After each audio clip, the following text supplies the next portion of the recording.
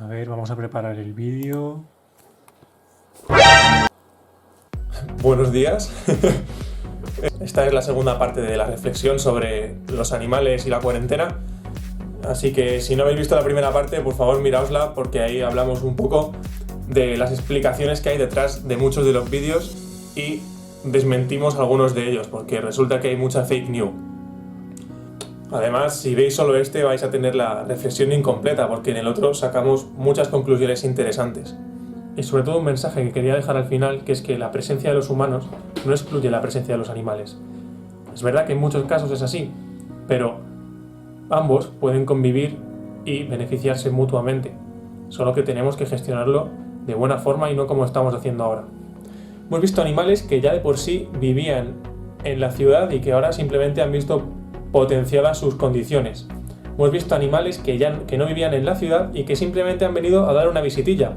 Y hemos visto animales que ya estaban ahí, pero que mediante las redes sociales hemos exagerado su presencia.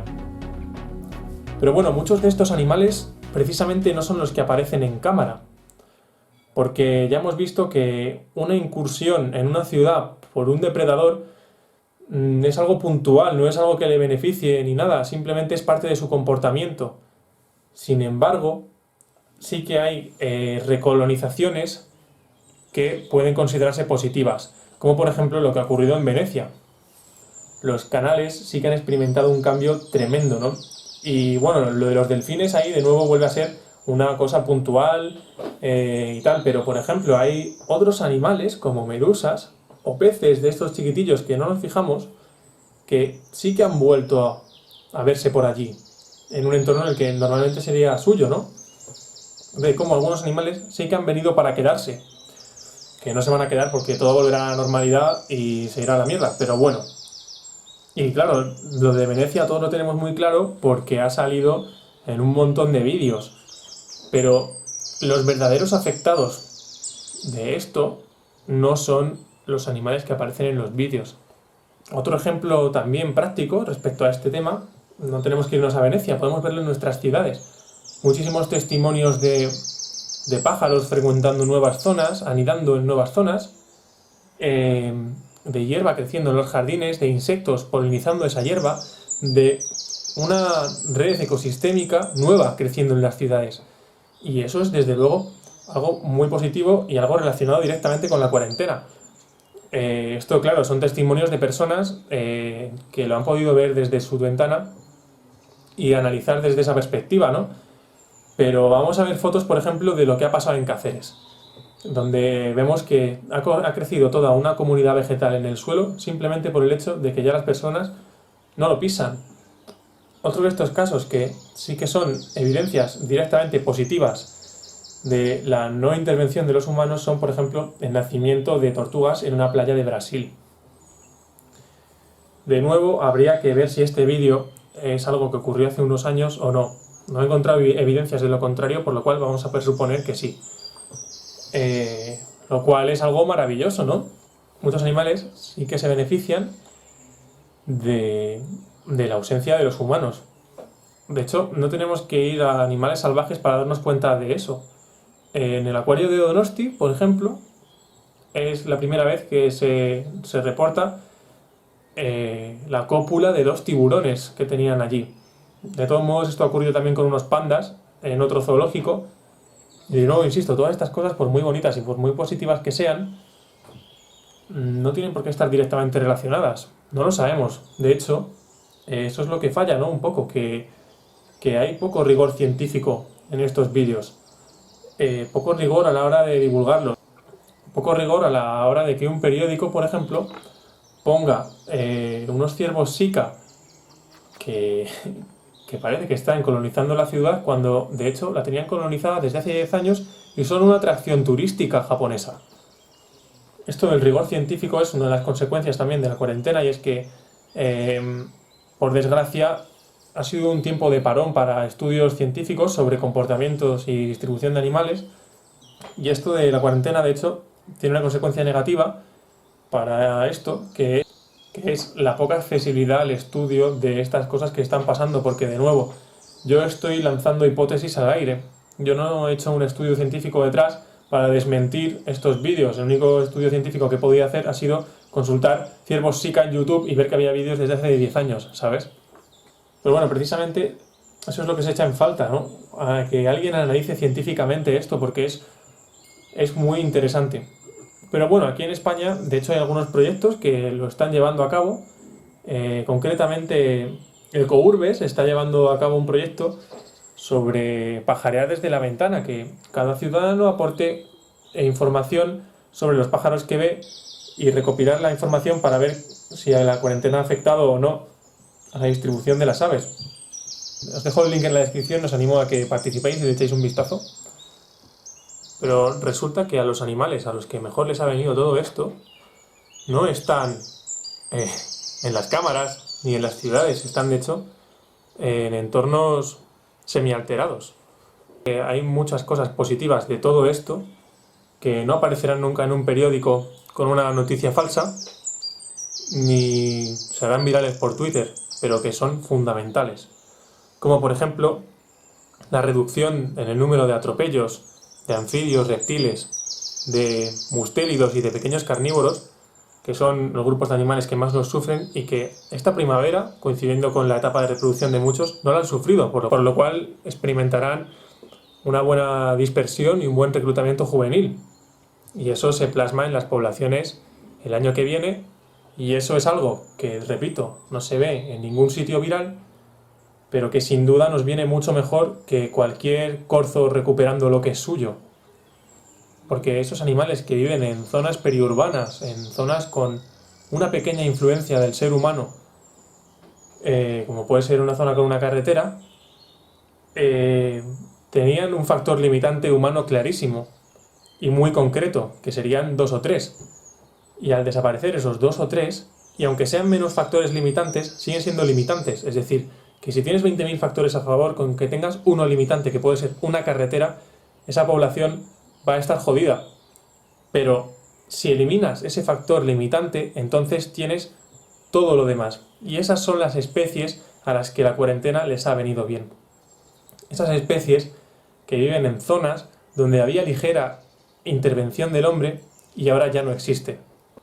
Y esto es lo que, por ejemplo, puede potenciar cosas que antes no estaban ocurriendo, como la dispersión de los osos. Aquí tenemos un vídeo de unos osos, de una osa con sus crías, dispersándose pues, por la montaña palentina, creo que era.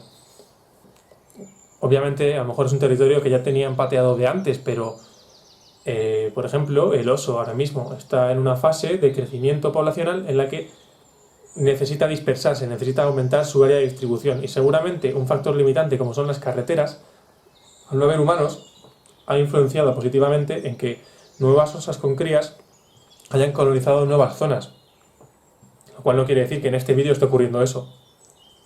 Y lo mismo con anfibios y reptiles, como he explicado.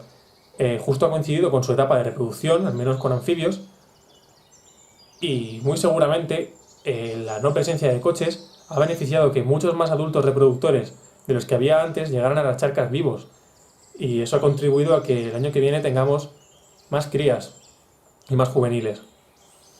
La conclusión del análisis de estos vídeos no es que la naturaleza esté recuperando lo que es suyo, sino que hay muchos factores, no conviene generalizar tanto. Hay animales, como hemos visto al principio, que simplemente están curioseando, que están en una situación temporal visitando las ciudades. Otros que ya estaban de antes y que ahora simplemente lo han visto potenciados o directamente siguen igual. Lo que pasa es que ha habido un montón de vídeos falsos poniendo eso como un ejemplo de la cuarentena cuando ya estaba ocurriendo de antes. También tenemos animales que a lo mejor encontraban su óptimo conviviendo con los humanos y que ahora han tenido que readaptarse y deambulan por la ciudad en busca de otras nuevas fuentes para sobrevivir. Lo cual no quiere decir que no estaba pasando mal, simplemente que no estaban limitados por el ser humano y que ahora están explorando otras alternativas. Y por supuesto tenemos casos de recolonización y de consecuencias positivas para las poblaciones y para la ecología en general de estos animales. Simplemente lo que hemos hecho aquí es dar un repaso por posibles hipótesis para muchos de estos vídeos y invitaros a reflexionar acerca de la veracidad de los medios que consultáis. Porque ahora esto está muy bien para entretenerse cuando estamos en casa, pero el día de mañana necesitamos los datos más científicos posibles para saber qué es lo que le está pasando a la naturaleza. Quería mencionar que estos temas no soy el primero en tratarlos. De hecho, por ejemplo, muchos divulgadores como Aventuras Barbudas ya han hablado de estos temas en alguno de sus directos, que lo dejo en su descripción y que de hecho hablarán mañana sobre el tema. Y si os interesa, seguro que ahí salen muchísimas cosas súper interesantes. Digo esto porque es positivo que haya contenido también en las redes sociales analizando esto, que no se deje llevar por lo bonito que es, que lo es, sin duda, que los animales estén en las ciudades, porque lo mismo que las fake news corren como este corzo por las calles de Valladolid, es importante que también se le dé voz a los análisis críticos sobre estas cosas, ¿no? Porque la naturaleza no es algo que tengamos que tomarnos a la ligera, ni mucho menos. Todas estas cosas, toda esta concienciación que ha habido en torno a la misma causa que es la cuarentena, es algo muy positivo y es algo que, por mucha fake news que haya habido, ojalá cuando esto acabe no se pierda y la gente siga acordándose de los animales, y no solo de los que ve con las cámaras, sino de los que no están ahí.